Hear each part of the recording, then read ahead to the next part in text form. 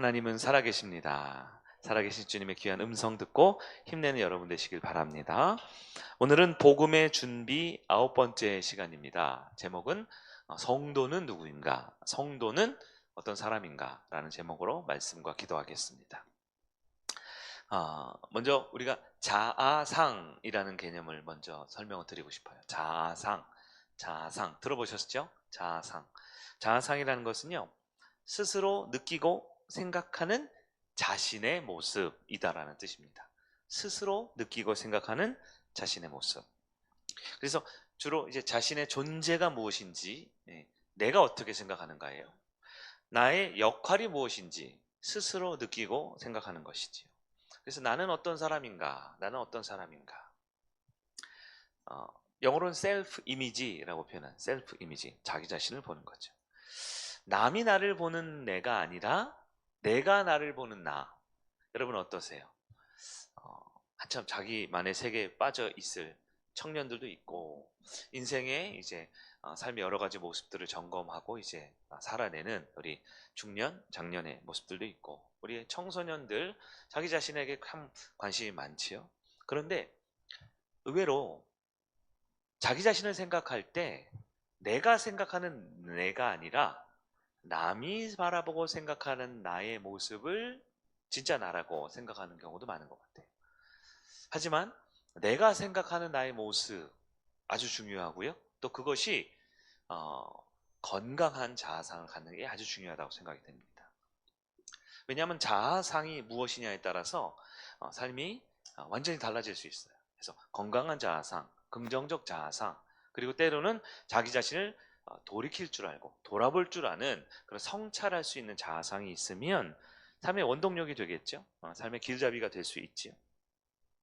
여러분 한번 생각해 봅시다. 잠시 나는 나를 어떻게 생각합니까? 긍정적이고 건강하고 밝은 자아상을 가지면 아마 삶도 그럴 거예요. 하지만 좀 어둡고 병든 스스로에 대한 자아상을 가지고 있으면 삶도 그럴 겁니다. 근데 가장 문제는 뭐냐면 왜곡이죠. 왜곡. 진짜 나라는 존재에 대해서 나의 자아상이 왜곡돼 있으면 그것이 지나치게 긍정을 넘어서 낙천에 빠지면, 나는 분명히 아직 부족함이 있고 연약한데 너무 좋게만 생각해서 그런 발전이 없겠죠. 다른 사람에 피해를 주겠죠. 한편 내 자아상이 너무 지나치게 냉정하기 때문에 늘 좌절하고 실패하고 낙심하는 자아상을 가지면 그 정도면 괜찮은데 늘 스스로 어둡고 침울하고 부정적이면 건강하지 못할 거예요. 구약 성경을 보면 병든 자아상, 잘못된 자아상의 대표적인 예가 있습니다. 뭐냐면 광야 시절 메뚜기 자아상이라고 있어요. 메뚜기 자아상 들어보셨어요? 민수기 13장 33절에 이렇게 되어 있네요. 우리는 스스로 보기에도 메뚜기 같으니 그들이 보기에도 그와 같았을 것이라. 누가 말하냐면 지금 이스라엘 백성들이 말하는 거예요. 근데 지금 이스라엘 백성들 보고 누가 메뚜기라 그래요? 아무도 그렇게 얘기 안 하는데 우리가 스스로 보기에 메뚜기 같으니 저 사람들, 여기서 말하는 저 사람들 누굴까요? 가나안 땅, 우리가 들어갈 점령해야 될 가나안 땅인 사람도 우리를 뭐라고 본다고요? 메뚜기로 본다라고 스스로 생각하는 거예요. 여러분, 사람은 메뚜기가 아니죠. 사람 메뚜기가 아닙니다.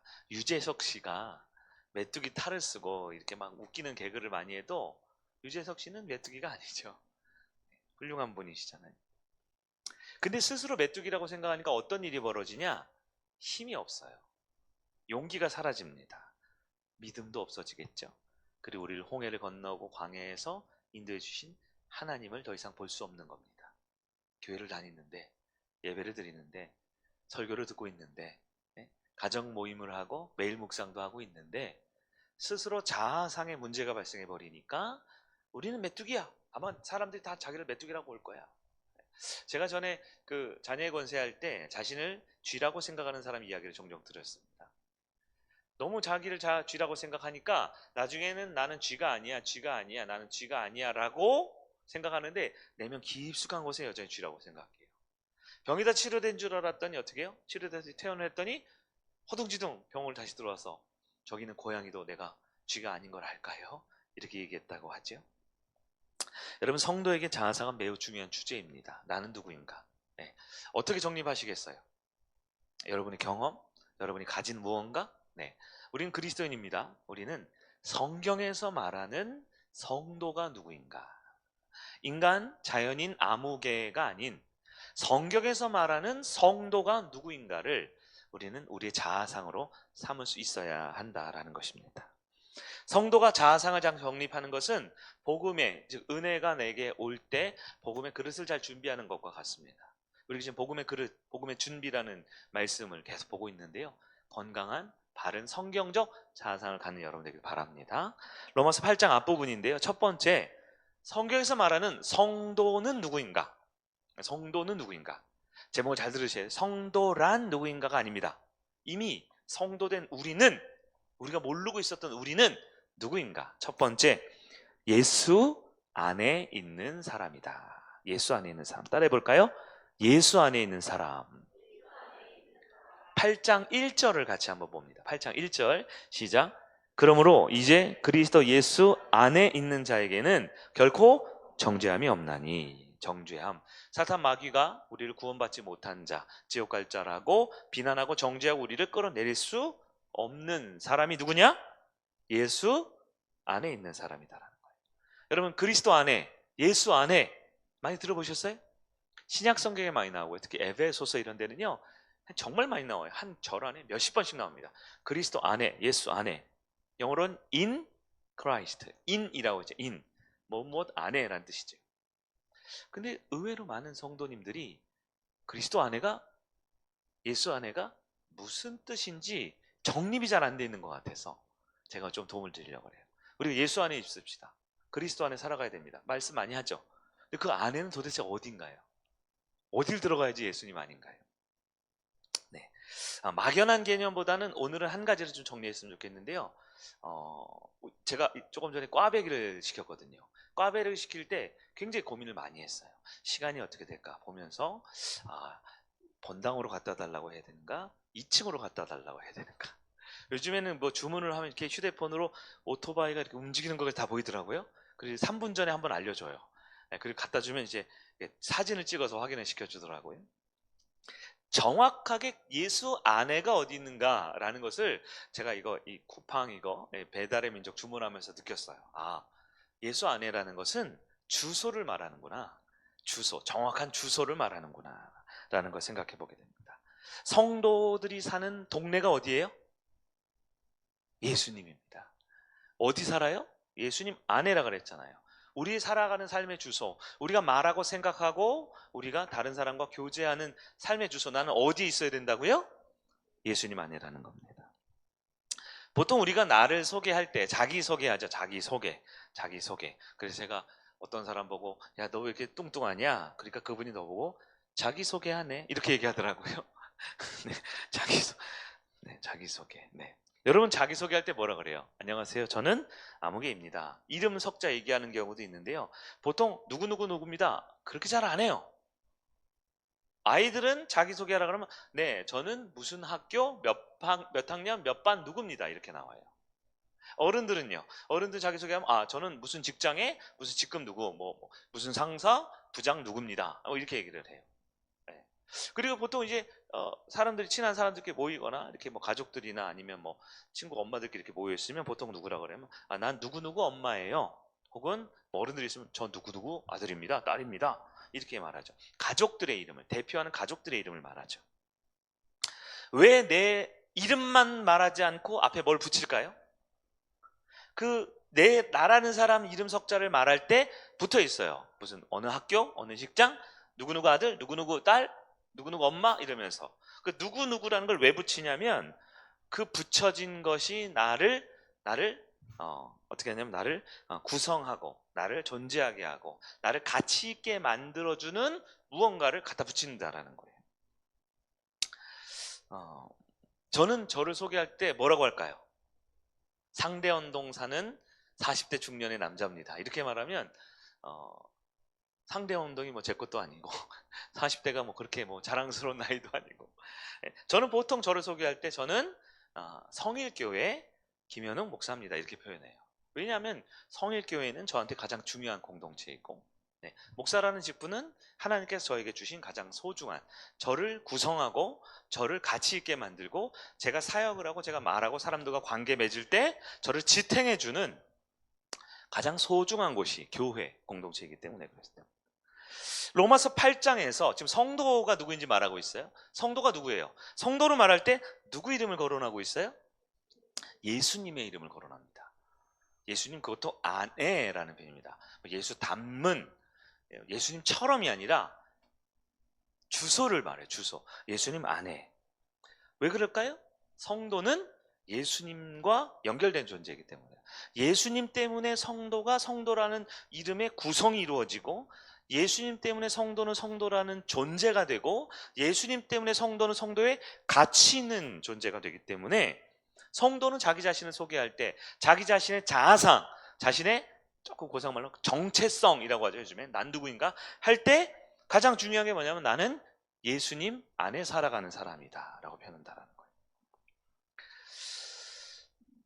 제가 40대 이제 중반이 된 것 같은데, 성일교회 부임하기 전과 부임한 이후에 저의 삶의 이름의 표현, 가치가 좀 바뀐 것 같아요. 역할도 바뀌었어요. 역할도, 목사라는, 담임 목사라는 역할도 바뀌고, 삶의 무게도 굉장히 더 중요해진 것 같아요. 사명감도 책임감도 달라집니다. 물론 굉장히 복되고 행복한 기억들, 저에게 주어진 역할들, 사명들 있지요. 여러분 어떻습니까? 우리 성일교회 이제 가족교인이 된 전과 후가 뭐가 좀 달라졌습니까? 성일교회 가족교인 공동체, 어떤 사역자, 어떤 역할을 하고, 특히 이 예배 자리로 지금 오셨는데, 내가 금요 예배 자리에 나왔다라는 것이 여러분의 삶을 뭔가 다른, 그 전과 후를 다르게 만들어 줍니까? 근데 진짜 성도의 가장 중요한 삶의 큰 변화가 무엇이냐? 로마서 8장은 말하기를, 예수님 밖에 있었을 때와 예수님 안에 있었을 때의 변화가 가장 큰 변화고 중요하다라고 말해주고 있다는 거예요. 얼마나 큰 변화일까요? 나 예수 믿어, 나 교회 다녀, 이 교회 갔다가 오늘은 저 교회 갔다가, 좀 마음에 안 들면 저 교회 갔다가 하는 그 정도의 변화가 아닙니다. 내가 예수 안에 있게 됐다라는 것을 스스로 인식하게 된, 나의 자아상이 나는 예수님 안에, 예수님이 내 주소야 라고 느낄 때 변화가 뭐냐면, 사망에서 생명으로 옮기는 변화라고 말합니다. 쉽게 말해서 어떤 분이 나이가 들거나 아니면 병환이 들거나 아니면 사고를 당해서 이제 생명을 잃어가요. 이제 조금 있으면 죽을 것 같아. 너무나 고통스럽겠죠. 너무나 끔찍하겠죠. 근데 안 죽고 살아난다는 거야. 사지 멀쩡해, 건강하게. 얼마나 큰 변화입니까? 사람이 힘을 할 수 없는 거잖아요. 죽음에서 생명을 옮긴 거. 8장 2절이지요. 이는 그리스도 예수 안에 있는 생명의 성령의 법이 죄와 사망의 법에서 너를 해방하였습니다. 우리가 이 구절 많이 읽지만 이런 구조예요. 뭐냐면, 사망할 수밖에 없는 그런 법적인 존재, 완전 이제 사형 선고 내리고 이제는 꼴까닥 죽을 수밖에 없는 존재가 생명으로 바뀌었다라는 거예요. 어떻게? 주소지를 예수님 안으로 바꿨을 때라는 거예요. 원래 우리들의 이름은 성도가 아닙니다. 이 자리에 우린 다 성도라는 이름을 보고 있지만 우리 성도가 아니에요. 우리 이름은 원래 죄인이었습니다. 죄의 메인 사람, 죄로 죽을 수밖에 없는 게 원래 우리 이름이에요. 무슨 드라마, 한참 전에 있었던 무슨 넷플릭스에 나온 드라마 있죠. 무슨 오징어 게임 이런 거 보면 사람들을 번호로 부른다 그러더라고요. 이렇게 번호가 있어요. 보신 분들 있어요? 1번부터 몇백 번까지 번호 있죠. 몇 번 이렇게 부르잖아요. 실제로 감옥에 가면 사람의 이름을 부르지 않고 몇 번 이렇게 부른다 그러잖아요.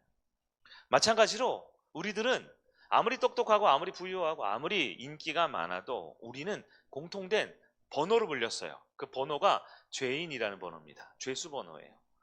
몇 번인지는 모르겠지만 우린 다 죄인이었어요. 그 안에서 아무리 똑똑하고 아무리 지식 있는 척하고 아무리 내가 억울하다고 소리쳐도 그 안에서는 똑같이 죄수 번호로 불릴 수밖에 없는 존재예요. 근데 어떻게 바뀌었냐면 생명으로 바뀌었다라는 거예요. 하나님의 자녀, 그 이름이 바로 성도라는 이름으로 바뀌었다는 겁니다.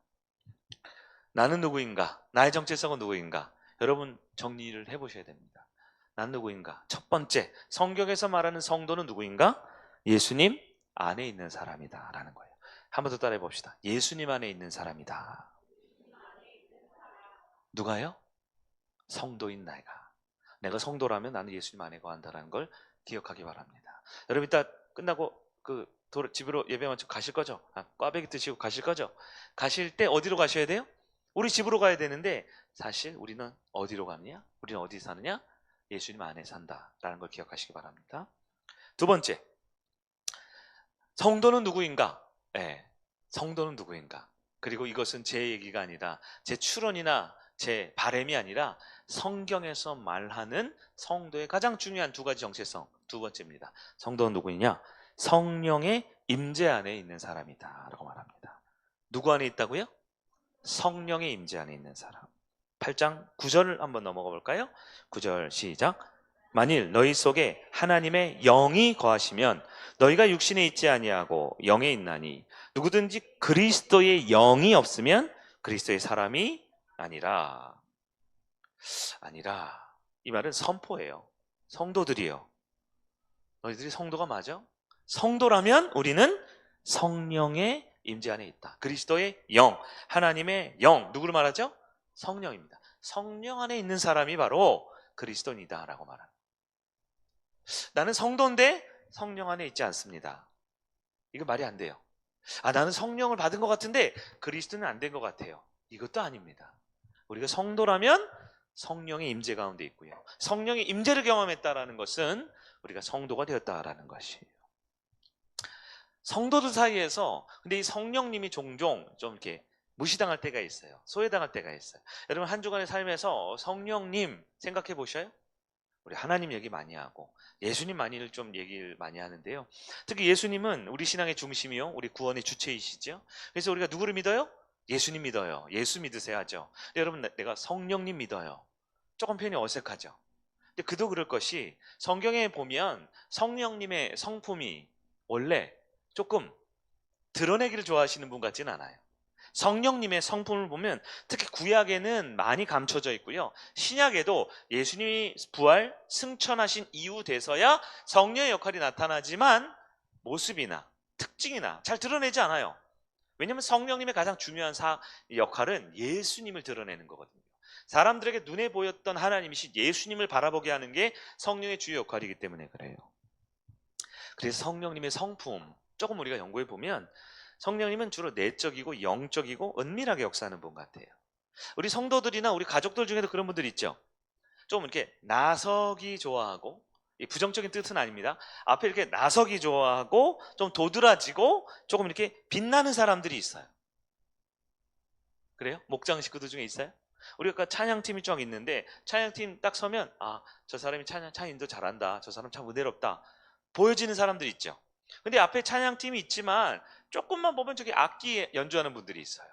아무래도 보컬 하시는 분들에 비해 상대적으로는 조금 더 잘 안 보이죠. 저 뒤에 보면 이제 미디어, 영상, 음향, 그 다음에 뭐요? 이 자막하는 분들이 있어요. 그리고 그 뒤에 또 이걸 또 준비하고 기획하고 진행시키는 또 분들이 있거든요. 잘 보여요, 안 보여요? 잘 안 보이는 분들이 있죠. 정말 없어서는 안 되는데 말수가 좀 적고 좀 드러내지 않고 좀 숨어 계신 그런 성향과 성품의 분들이 있잖아요. 우리 주변에도. 우리 성령님이 그러신 것 같아요. 성령 그러신 것 같아요. 네. 그러나 여러분 기억해야 합니다. 삼위일체, 기독교 신앙과 성경의 개념으로 성부, 성자, 성령 하나님은 동일한 권능과 지위를 가지신 한 분 하나님이시다라고 말해요. 그래서 성령님은 창조의 하나님이시고요. 성령님은 구원의 하나님이십니다. 그래서 성도의 자아상 갖는 관점 가운데 저는 조금 시대적으로 구분해 보면 우리가 예수님을 믿을 때, 안 믿다가 예수님 믿을 때, 기독교인이 될 때 가장 중요한 우리 하나님의 속성은 예수 그리스도예요. 왜냐하면 예수 그리스도께서 하시는 일이 하나님의 창조, 그 다음에 우리가 죄인 되었고 우리를 위해 구원하셨고 우리를 하나님의 자녀 되게 하시는 가장 중요한 우리 눈에 보이고 손에 잡히고 우리가 만질 수 있는 분이 예수 그리스도이기 때문에 성도가 될 때 가장 중요한 역할은 예수 그리스도입니다. 그러나 성도가 된 다음에 우리의 삶을 지탱하고 유지하고 살아갈 때 가장 친밀하고 늘 함께 되는 분이 있다라면 성령님이세요. 성령님이세요. 여러분, 성도의 자아상이 첫 번째가 예수 안에 있는 사람이었습니다. 아주 중요하죠, 당연히. 두 번째가 뭐냐면 성령의 임재 안에 있는 사람이다라는 거예요. 조금 더 이 두 번째 사항을 살펴볼게요. 성령의 임재 안에 있다라는 것이 무엇이냐? 첫째는 나는 거룩한 존재다라는 것을 말합니다. 자, 오늘 말씀이 조금 딱딱해 보이지만 아주 중요한 얘기예요. 성도인 내가 성령의 임재 안에 있다? 그것은 나는 거룩한 존재이다라는 것을 말한다는 거예요. 한번 더 따라해 볼까요? 나는 거룩한 존재이다. 어떠세요? 편하세요? 아니면 조금 시키니까 하긴 하는데 조금 불편하세요? 여러분, 성령님은 지극히 거룩한 분이시고 지극히 정결한 존재이십니다. 성령께서는 더러운 곳에 거하실 수가 없어요. 거룩한 곳에만 임재하시는 분입니다. 그런데 그 성령이 지금 어디 거하신다고요? 우리 안에, 성도 안에 거한다라는 거예요. 성도 안에 성령님이 거한다는 건 무슨 뜻일까요? 네. 성령의 임재가 있다면 나도 어떤 존재? 거룩한 존재다라는 거예요. 거룩한 존재. 한 번 더 따라해 봅시다. 나도 거룩한 존재이다. 네. 따라하긴 했는데 혹시 속으로 근데 목사님 죄송한데 저는 좀 아닌 것 같은데요. 이런 분이 있으세요? 제가 예수를 믿는 건 맞는데 거룩을 말하기는 제가 굉장히 정직한 분들입니다. 그러면 우리는 불완전하지요. 우리는 연약함이 있습니다. 내 모습을 보면 낙심하고 절망하는 것이 맞죠? 근데 여러분, 우리가 기독교 신앙을 하고 이 성경을 믿고 말씀을 듣는 존재라면 우리가 로마서 강의할 때 제가 종종 했던 표현이에요. 기독교 신앙은요, 나의 느낌을 믿는 게 아니라 하나님의 약속의 말씀을 믿는 겁니다. 이것도 한번 따라해 보세요. 신앙은 느낌을 믿는 게 아니라 성경을 믿는 것이다. 여러분, 내 눈을 믿지 말고요, 내 느낌을 믿지 말고요, 하나님의 약속의 말씀을 믿으시기 바랍니다. 하나님 판단에 성도가 누구이냐, 그리스도 예수 안에 있는 자에게는 결코 정죄함이 없다라고 선포하신 우리 하나님께서 성도가 누구이냐, 9절에 말하기를 하나님의 영이 거하고 그리스도의 영이 거하여야만 하나님의 사람 성도가 된다라고 말했어요. 뒤집어 말하면 우리가 성도라고 말할 때 우리는 어떤 존재냐? 우리는 성령의 임재를 경험한 사람이고 우리 안에 성령이 거하시기 때문에 우리도 거룩할 수 있다라는 사실을 받아들이는 여러분 되기를 바랍니다. 사람은 이름대로 살아야 되죠. 성도의 이름이 뭐라고요? 방금 말했네. 성도의 이름이 뭐예요? 성도죠. 성도. 그 성이 뭐예요? 거룩할 성을 씁니다. 왜요? 그것이 우리의 기독교 신앙의 아주 중요한 본질이기 때문에 그래요. 우리는 완벽해서 전혀 흠이 없고 전혀 죄를 짓지 않아서 성도가 되고 구원받는 게 아닙니다. 우리가 예수를 믿기 때문에 우리의 능력으로 거룩해지고 우리의 삶으로 거룩해지는 것이 아니라 우리가 예수님을 우리의 구원자, 우리의 주인으로 영접하는 순간 우리 안에 거하시는 성령의 임재 때문에 우리는 거룩해지는 하나님의 자녀가 될 수 있다라는 사실을 받아들여야 된다는 거예요. 물론 예수 밖에 사는 사람은 대충 살아도 됩니다. 막 살아도 됩니다. 왜요?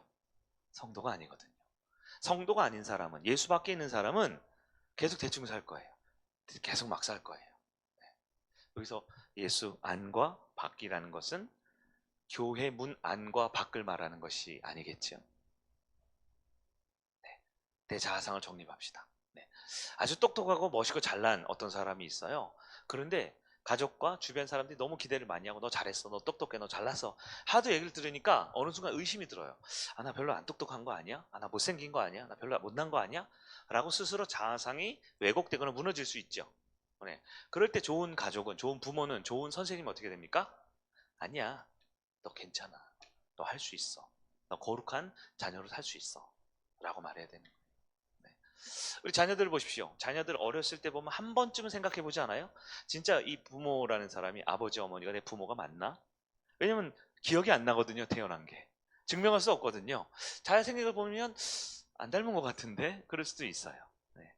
여러분, 자녀는 부모의 삶을 다 눈으로 보았고 경험했고 체험했기 때문에 믿는 게 아니죠. 부모를 신뢰하고 부모가 나를 낳았다고 하니까 그분의 아들, 딸로 살아가게 되는 것입니다. 마찬가지예요.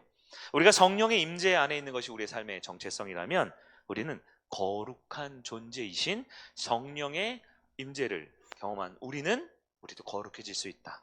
거룩한 삶을 살아야겠다라는 것임을 기억하기 바랍니다. 우리 자녀가, 우리 학생들이 종종 거짓말을 하거나 종종 윤리적, 도덕적으로 좋지 않은 행동을 할 때가 있어요.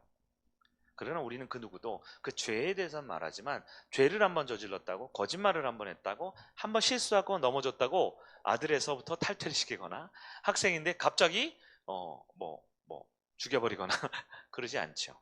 마찬가지입니다. 그리스도인의 삶이란, 성도란 거룩해질 수 있는 존재다라는 것을 늘 생각하셔야 돼요. 자상이 왜곡되면 또 죄졌네, 또 무너졌네, 또 실패했네. 그러면 어떻게 돼요? 자꾸 이중적인 삶을 살아요. 이 안에서는 거룩하고 착한 척하지만 교회 문, 성전문만 나가면 또 다른 인격과 또 다른 자아상으로 살아가게 될 수 있거든요. 그렇지 않습니다. 우리는 예수님만이 우리 주소이기 때문에 예배당에 있든 가정에 있든 운전을 하든 언제 어디서나 우리는 성령의 임재 안에 거룩해질 수 있다라는 사실을 믿고 말씀을 믿는 여러분 되길 바랍니다.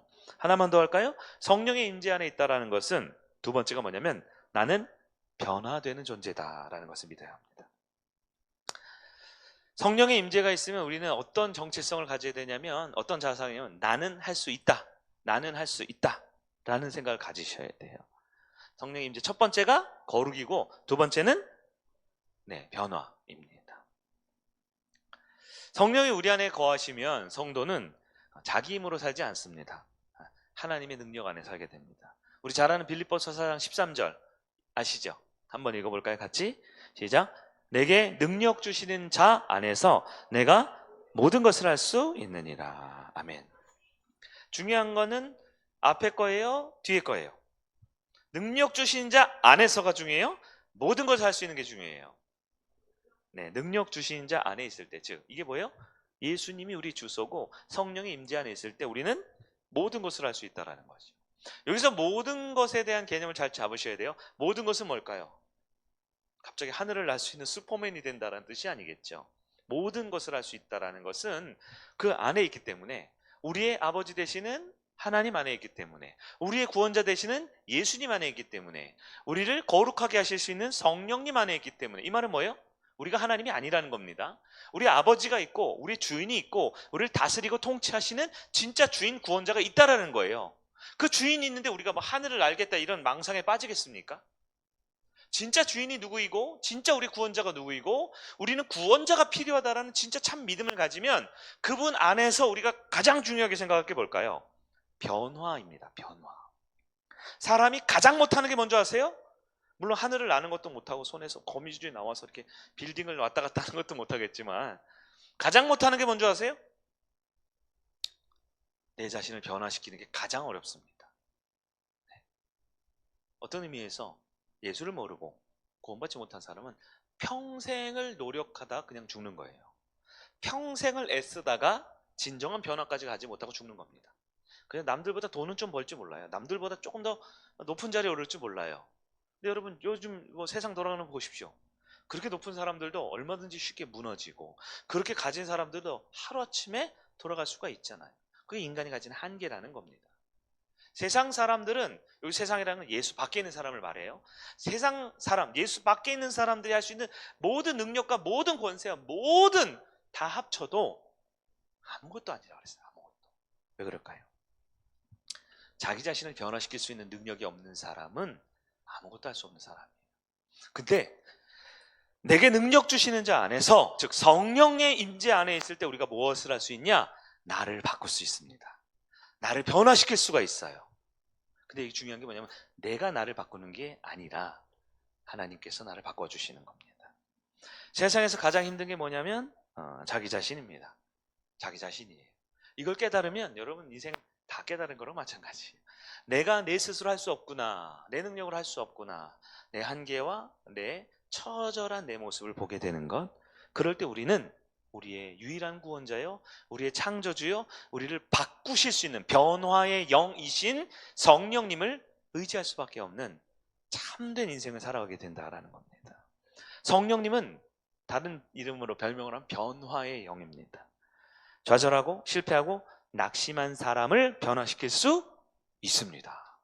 성경이 그 얘기예요. 베드로 보십시오. 베드로 베드로 어떤 사람입니까? 비겁한 사람입니다. 배신자입니다. 혼자 살려고, 안 죽으려고 예수님을 배반했습니다. 예수를 몰랐어요? 알았어요. 네. 예수를 안 믿었어요? 믿었어요. 근데 배반합니다. 왜요? 그게 인간이라는 거예요. 여러분, 인간이란 거면 예수를 믿냐 안 믿냐가 아닙니다. 네? 구원은 예수를 믿냐 안 믿냐가 아니에요. 네? 내 삶의 진짜 주인의 자리를 하나님을 신뢰할 수 있느냐 없느냐예요. 그 신뢰라는 것은, 인간은 굉장히 유한한 존재이고 제한되기 때문에 신뢰는 하루에도 12번씩 흔들립니다. 아닌 척하지만 여러분 잘 생각해 보시고 영적으로 깨우치면 알 거예요. 내가 얼마나 죄인이. 바울이 맨날 고백하는 게 그거잖아요. 네? 나는 곤고한 사람이라고요. 비참한 사람이라고요. 로마서를 쓰고 있는데, 우린 로마서 읽는 것도 힘든데 그분은 썼거든요. 얼마나 성령 충만하고 하나님의 지혜로 충만하면. 근데 나는 곤고한, 난 비참한 사람이다. 왜요? 내 삶의 주인이 하나님이고 내 삶의 모든 것 되시는 하나님이 예수 그리스도를 믿는 믿음 안에 있지만 하루에 12번씩 배신하고 12번씩 무너지고 12번씩 쓰러지거든요. 죄 아니라고 하지만 또 죄 짓거든요. 그러니까 오죽하면 바울이 뭐라 그래요? 유체에 따라 법. 내가 지금 죄 지었는데 이건 내가 진 게 아니야. 내 속에는 죄가 죄 지은 거야. 내가 진 게 아니야. 내 속에 있는 예수의 영은 그런 죄를 지을 수 없어. 근데 또 죄를 짓는 거예요. 그러니까 나는 어떻게 해요? 비참하다, 비참하다. 누가 나를 이 사망의 이 늪에서 건져낼 수 있을까? 바울이 신앙 고백이 다르죠. 처음에는 나는 뭐예요? 사도 중에 가장 작은 자. 그렇죠. 나중에는 성도들 중에 가장 미약한 자. 나중에는 뭐라 그래요? 죽기 전에 죄인의 괴수라고 합니다. 왜요? 자신의 내면을 제대로 볼수록 자기가 얼마나 죄에 대해서는 한심스럽고 무기력한 존재인지를 깨닫는 것이지요. 베드로가 그랬죠. 예수님을 믿었고 따랐고 수석제자라고 하고, 예수님을 건드리기만 해봐, 내가 먼저 죽을 거야, 이렇게 했던 사람인데 그 환경에 들어가니까요, 정말 예수님 붙잡히고 예수님이 신문받고 예수님이 벌거벗겨지고 채찍 맞고 매질을 당하는 그 순간에 처하니까 어떻게 돼요? 나는 모르는 사람이야. 저주하고 부인할 정도로. 베드로의 모습이 뭐냐? 우리의 모습이에요. 여러분, 지금 예수 잘 믿고 오늘 예배드리고 기도한다라고 우리 믿음이 이렇게 천년만년 완벽할 거라고 착각하면 안 돼요. 우리는 뭘 해야 되냐? 우리는 얼마든지 무너질 수 있는 연약한 사람인 걸 인정해야 돼요. 그러나 그렇게 인정하게 되면 어떻게 돼요? 우리는 성령님을 바라볼 수 있죠. 베드로에게 성령이 임하니까요. 오스죠 마가다락방에 성령이 임하니까 어떻게 돼요? 용기 있는 사람이 돼요. 순교자가 됩니다. 많은 사람에게 복음을 전하고 죽기 위해, 예수를 위해 죽기 위해 로마로 가서 스스로 순교당할 수 있는 변화된 사람이 될 수 있는 거예요. 전 이걸 보면서 여러분 조금 여러분 외람된 표현이지만, 예수님과 함께 있을 때는 베드로가 그렇게까지 완벽하게 안 변했거든요. 근데 성령을 받으니까, 눈에 보이지 않고 손에 잡히지 않는데 성령의 임재를 경험하니까요, 베드로가 변화됐어요. 그래서 성령님은 변화의 영이십니다. 사도 바울이 어떤 사람입니까? 사도 바울은요, 조금 베드로와는 케이스가 다르죠. 베드로는 그냥 소시민인데, 혈기왕성한 사람인데 나중엔 겁이 나니까 이렇게 위축된 사람인데, 바울은 좀 다른 케이스. 바울은 자기 확신에 꽉 차 있어요. 나 이런 사람이야.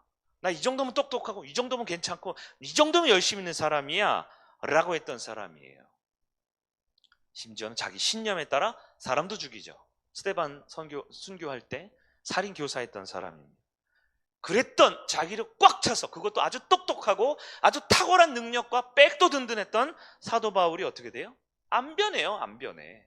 바울이 어떻게 바뀌냐? 성령을 받으니까, 성령을 만나니까 하루아침에 그의 영이 변화되는 것이지.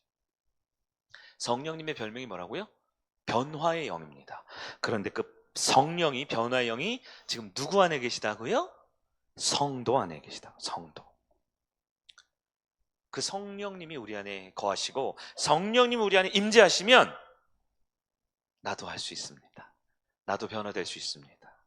내 능력으로, 내 힘으로 우린 변화되겠다. 그래서 자기계발서도 있고 작심삼일도 하고 무슨 위클리 플래너도 하고 막 쓰고 형광펜으로 긋고 계획하고 노력하고 애쓰고 높은 자리에 오르고 똑똑한 자리에 오르고, 우리나라에서 제일 높은, 아니 세계 제일 높은 자리에 오르지만 얼마든지 쉽게 무너지고 쓰러지고 형편없이 우리는 좌절할 수밖에 없는 존재.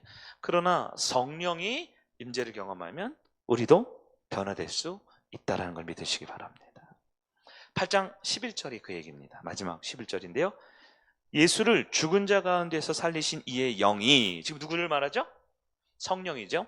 너희 안에 거하시면, 성령 임재를 말합니다. 그리스도 예수를 죽은 자 가운데서 살리신 이가 너희 안에 거하시는 그의 영으로 말미암아 너희의 죽을 몸도 살리시리라. 아멘. 성령이 성도 안에 거하면 죽어가는 사람도 살린다. 여기서 죽어가는 사람은 육체적인 걸 말하는 건 아닐 거예요. 영적으로 죽은 자, 더 이상 소망 없는, 한마디로 말해 죄수번호 몇 번인 죄인도 어떻게 돼요? 변화시킨다라는 말입니다. 여러분, 나도 변화될 수 있습니다. 우리라고 표현하기도 그렇고 여러분이라고 표현하기도 그래요. 저를 따라해 봅시다. 나도 변화될 수 있다. 어떻게 해요? 성령의 임재 가운데 있다라면. 말씀을 정리해 보도록 하겠습니다. 나는 누구인가? 오늘 말씀의 제목이었는데요. 마지막에 성도는 누구인가로 바뀌었어요. 성도는 누구인가? 성도란 누구인가? 성도란 첫 번째 이렇게 됩시다. 저렇게 됩니다. 세 번째 이렇게 됩니다. 라고 우리가 어떻게 살아가야 되는 그런 교훈들을 설교하는 시간이 아니에요. 이미 우리를 위해서 십자가에 죽으시고 부활하신 예수님, 우리 구원자께서 성령을 이 땅에 보내신 그분께서 로마서, 성경의 핵심인 로마서의 핵심인 8장의 핵심인 1절, 2절, 3절에 성도가 누구인지, 누구였는지, 이미 우리가 어떻게 살아야 되는지를 정해주셨어요. 우리 느낌을 믿거나 나의 거울을 본 내 모습을 믿는 것보다 더 중요한 게 뭐냐면 하나님의 약속의 말씀을 믿는 겁니다. 성도는 누굽니까? 주소가 첫 번째 어디라고요? 예수 안이 우리 주소예요. 아닌 척하지 말고요. 아무리 발버둥 쳐도 우리가 대한민국 사람이에요. 우리가 뭐 수영해가지고 일본 넘어, 나 일본 사람이 할 수 있는 사람 없어요. 수영해서 뭐 중국에 가거든 뭐 휴전선을 넘고 지뢰밭을 넘어서 북한에 가서 나 북한 사람 우길 수 없는 것처럼, 우리가 이 한반도에 살면 우리가 대한민국 사람인 것처럼 성도는 예수 안에 살아갑니다. 그러니까 우리가 될 건 뭐냐면 예수 안에서 살아가면서 하지 말아야 될 것을 하고 있는 내 모습을 어떻게 돼요? 회개하는 게 우리 역할이에요. 네. 세상 말로 표현이 많지만 죽었다 깨나도 성도는 성도입니다. 아닌 척하지 마세요. 뻔뻔한 척하지 마세요. 결국 깨집니다. 시간의 차이, 네?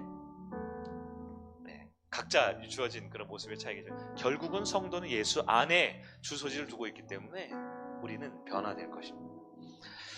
성도는 성령의 임재 안에 거하는 사람이라고 그랬어요. 조금 더 구체적인 얘기죠. 막연하게 예수 안에 라는 표현보다 좀 더 구체적으로 우리 성령의 임재 안에 거하는 사람입니다. 성령 안에 있으면 두 가지가 있죠. 우리는 거룩할 수 있고요, 우리는 변화될 수 있습니다. 여러분 애쓰셨죠? 한 주간 부자 되려고 애썼죠. 승진하려고, 남들에게 인정받으려고, 먹고 살려고, 조금 표현이 그렇지만 하여튼 처절하게 안 죽으려고 애쓰셨죠. 네. 소중한 이웃들을, 가족들을, 성도들을 지켜내려고 애쓰셨죠. 근데 우리는 우리 힘으로만 살 수 없습니다. 네. 그 끝은 절망이와 낙심일 수밖에 없어요. 그러나 성령의 임재 안에 거하면 성령님은 우리를 바꾸실 수 있습니다. 그 성령 안에서 바뀌기를 위해 노력하고 애썼던 그 노력들을 잠시 내려놓고 성령님의 임재를 구하고 성령님의 도우심의 은혜를 구하는 여러분 되길 바랍니다. 예수 안에서, 성령 안에서 우리가 함께 가족으로, 공동체로 지어져가고 만들어가는 우리가 되기를 바랍니다. 우리가 아까 시작할 때 새로 배웠던 찬양인 것 같은데요, 우리 함께 지어져 가네, 이 찬양의 가사가 오늘 말씀과 참 어울리는 것 같아요. 우리 함께 이 찬양